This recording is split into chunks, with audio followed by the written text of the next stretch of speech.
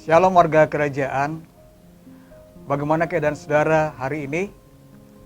Saya percaya saudara dalam keadaan baik-baik aja, dan saya perlu ingatkan bahwa kita semua masih ada dalam perlindungan Tuhan dan dalam kedaulatan Tuhan.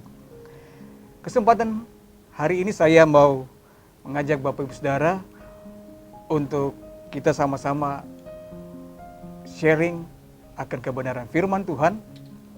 Nah, sebelum saya share, saya mau ingatkan kepada kita semua bahwa hari-hari ini kita sering mendengar himbauan dari saudara-saudara kita, dari pemerintah, dari siapa saja yang kita temui.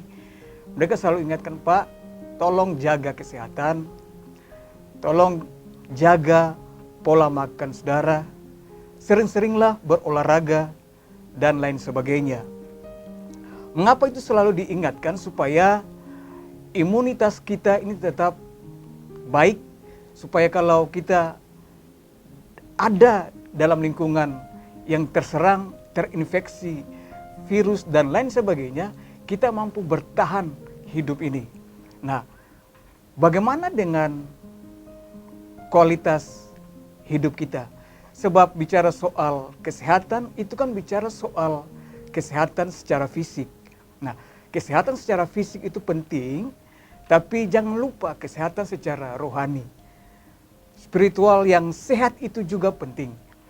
Karena saya percaya spiritual yang sehat itu menentukan aktivitas dan produktivitas kita semua.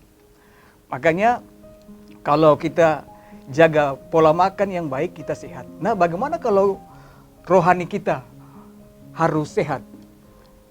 Ya tidak lain, kita harus makan makanan yang sehat juga kan. Dalam hal ini kita harus rajin baca firman.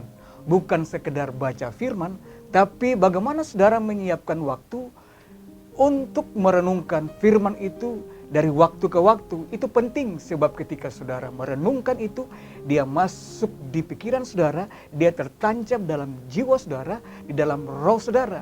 Jadi baca firman tidak cukup, tapi merenungkan itu penting dari waktu ke waktu. Saya tidak mau membahas itu lebih jauh, tapi saya mau ingatkan saja bahwa olahraga secara rohani itu juga penting. Nah, maksudnya begini. Kalau kita bicara olahraga secara rohani, itu bagaimana kita melatih otot-otot rohani kita menjadi kuat dan sehat, supaya kelihatan berotot, berbobot, dan lain sebagainya. Nah, itu penting bagi kita. Nah, sering ketika orang bertanya, Pak Im, gimana sih cara melatih otot rohani supaya tetap kuat dan sehat? Nah, kalau kita melihat saat-saat ini, kondisi saat ini, saya percaya bahwa ini merupakan kesempatan yang luar biasa bagi setiap Bapak Ibu Saudara untuk bagaimana kita melatih otot rohani kita. Mengapa? Kalau kita ada di rumah misalnya, saudara bagaimana membangun hubungan dengan suami, membangun hubungan dengan istri, dengan anak-anak dan lain sebagainya.